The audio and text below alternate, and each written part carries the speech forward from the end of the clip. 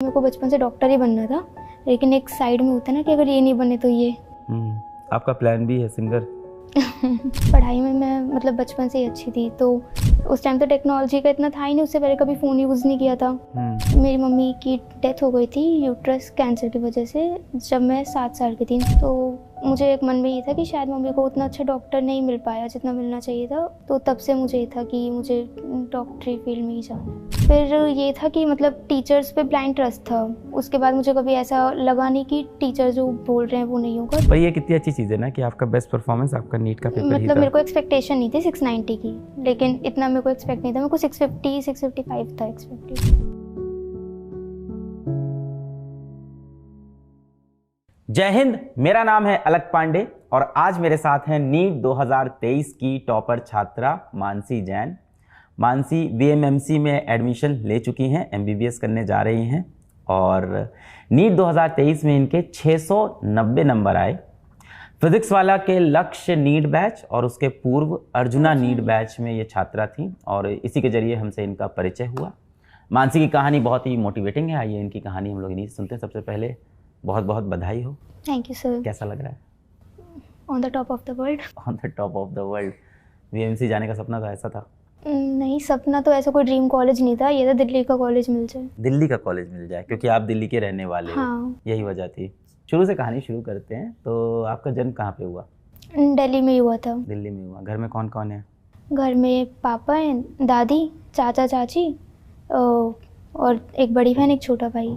Joint family है? हाँ, joint family है। कैसा एक्सपीरियंस है बचपन का, बताओ जॉइंट फैमिली का। बड़ा फन होता है जॉइंट फैमिली में। जैसे कि मतलब कभी कोई घूमने जा रहा है, जो जा रहा है उसके साथ चले गए, कभी पापा जा रहे हैं, कभी चाचा जा रहे हैं। पर हाँ, थोड़ा जब बड़े होने लगो तब पढ़ाई की तरफ बढ़ने लगते हैं तो थोड़ा लगता है कि थोड़ी सी वो होती है प्रॉब्लम जॉइंट फैमिलीज़ में, लेकिन एक सपोर्ट मिलता है ज़्यादा लोगों का।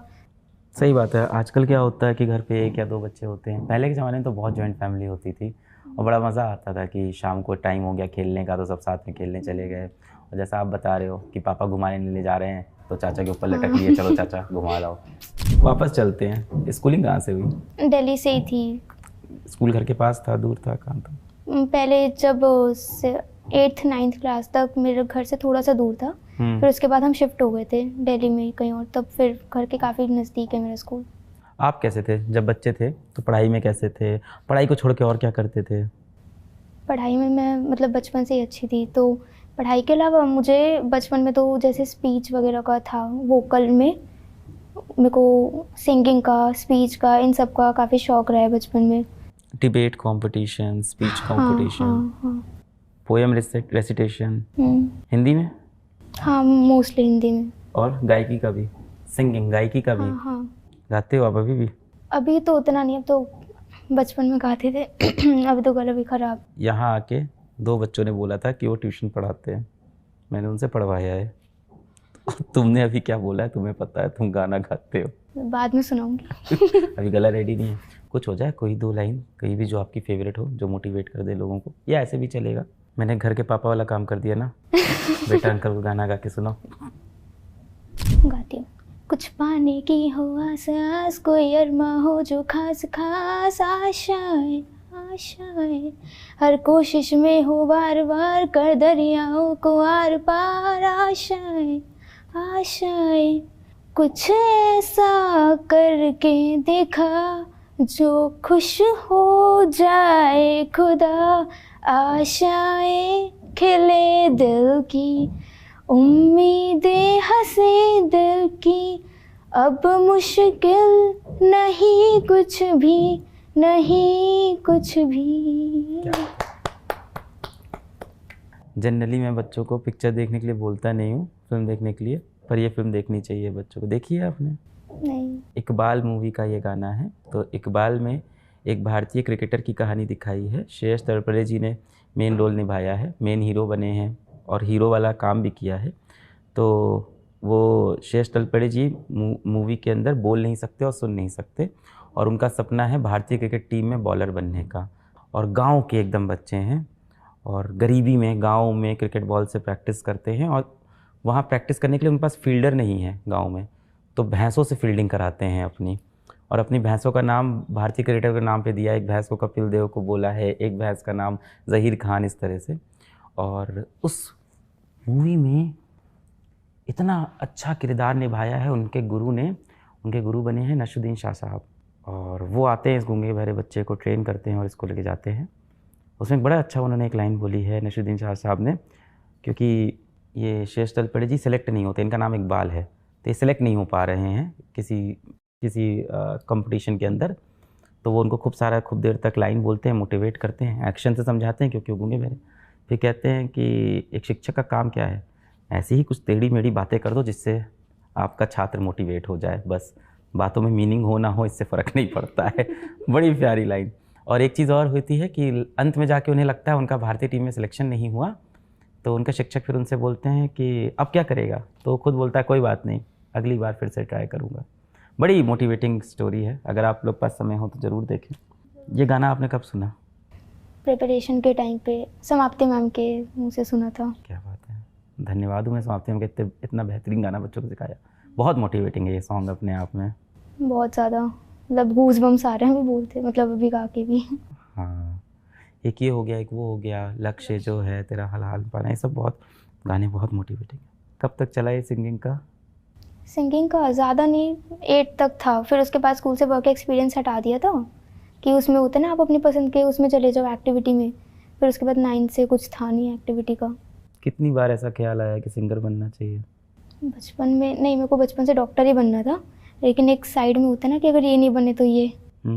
आपका प्लान भी है सिंगर? या शायद। फिर कौन पढ़ाता था बचपन में आपको?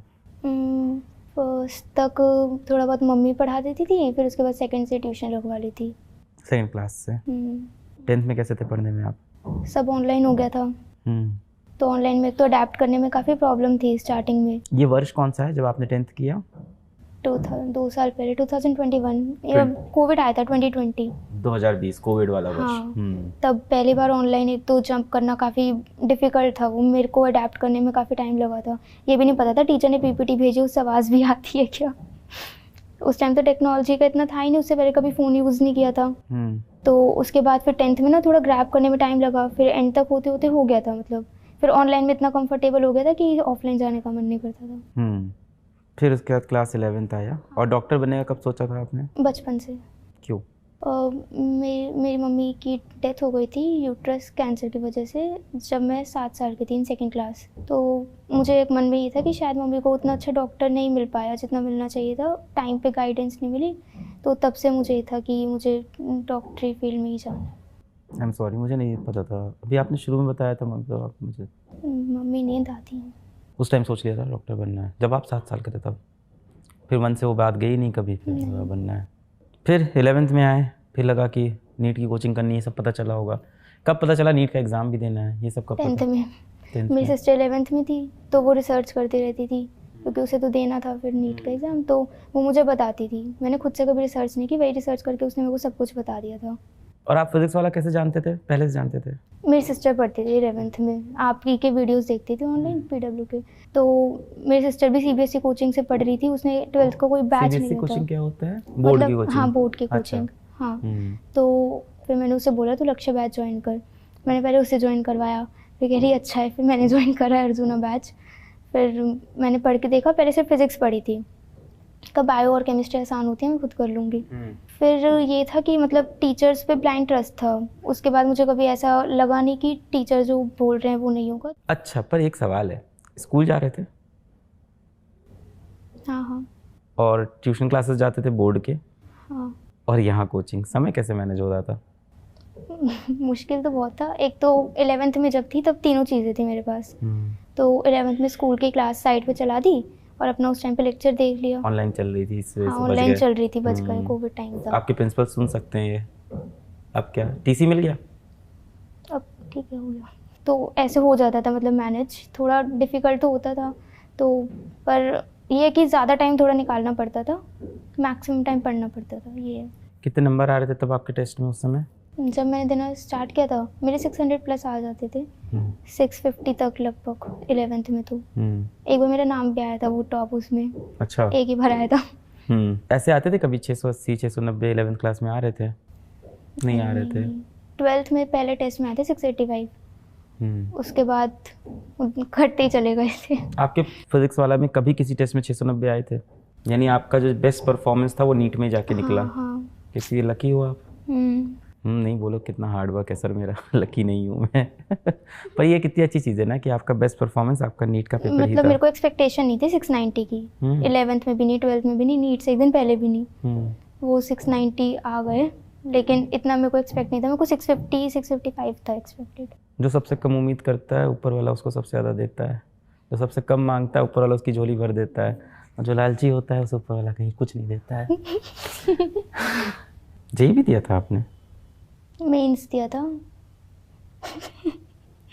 उसमें मेरी 98.6% आयल थी।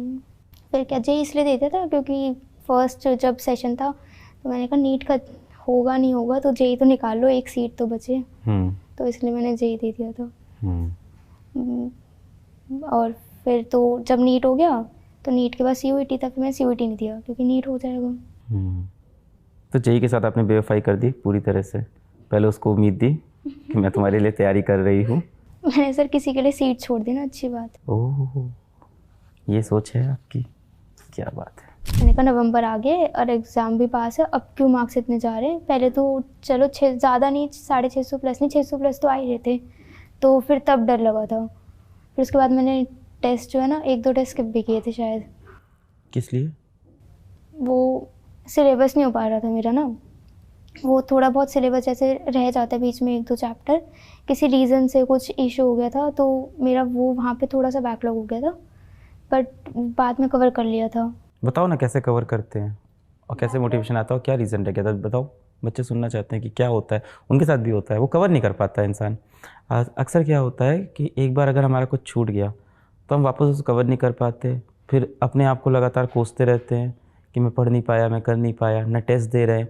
और ऐसा नहीं, मैं देखता हूँ, मैं बैच के अंदर जाता हूँ, बच्चों से बात करता हूँ तो मैं देखता हूँ अधिकतर बच्चे ऐसे हैं जो असल में टेस्ट देना चाहते हैं, इंटेंट अच्छा है, पढ़ाई करना चाहते हैं, पर उनसे हो नहीं पा रहा है। जो आपने बताया अभी, क्लास में टेस्ट नहीं दे पाई कुछ कारण से, उन कारणों को ओवरकम कैसे करना है? उसका यही है, एक सबसे पहले ना सबसे अच्छी चीज़ है एक टेस्ट ढूंढो कि जैसे मान लो मैं 1.2 में हूँ तो अगला टेस्ट 2.2 है, 3.2 को देख लिया जो होने वाला है, या फिर मान लो कहीं पे भी हो बैकलॉग है, ठीक है, तो एक टेस्ट देख लिया, इसका सिलेबस मुझे ख़त्म करना है इतने दिनों में, उतने प्रिस्क्राइब डे में ना एक अंदर से रहेगा कि चलो इतने दिन में मुझे ख़त्म करके ये वाला टेस्ट देना है, और देना ही देना है वरना नीट नहीं निकलेगा। ये एक अंदर से खुद सोचना पड़ता है। तो उसके बाद जो वो इनर मोटिवेशन होती है ना वो आपको बोलती है। और एक ये भी होता है कि बोर्ड्स भी देने हैं, फिर घर वाले भी मार्क्स देखेंगे, स्कूल में भी परफॉर्म करना है, स्कूल में अगर अच्छे मार्क्स नहीं आए तो फिर टीचर्स भी शक करेंगे पढ़ रहे हो नहीं पढ़ रहे हो। क्या फ़र्क पड़ता है टीचर्स के शक करने से? सपोर्ट नहीं करेंगे ना अगर शक करेंगे तो। आपके केस में आपको सपोर्ट भी कर रहे थे। तो इसलिए स्कूल में परफॉर्म करने का भी थोड़ा प्रेशर रहता है। काफ़ी फैक्टर्स होते हैं। सबसे बड़ा तो यही है कि अगर एग्ज़ाम नहीं निकलेगा फिर क्या होगा, फिर मतलब काफ़ी प्रॉब्लम हो जाएगी, ड्रॉप लेना पड़ा, एक और ड्रॉप लेना पड़ा। आप बैकलॉग या कुछ भी छूट जाता था तो आप वीकेंड पे कवर करते थे? हाँ, 1-2 लेक्चर का तो हो जाता है बैकलॉग की, आज सर दर्द हो रहा है आज नहीं देख सकते 2-3 लेक्चर, तो सैटरडे संडे ऑफ होता था बैच में तब देख लेते थे। इस सैटरडे संडे को जो ऑफ है ना ये काफ़ी अच्छा रहता है बैकलॉग कवर करने के लिए और पढ़ने के लिए। अभी भी करते हैं, सही रहता है, मैक्सिमम बैच में करते हैं, बाद में दिक्कत हो जाती है 3.2 वहाँ समय कम बचता है, वहाँ ऑफ देना मुश्किल हो जाता है, 1.2 में हो जाता है ये सब चीज़ें। रिवीजन कैसे करते थे आप?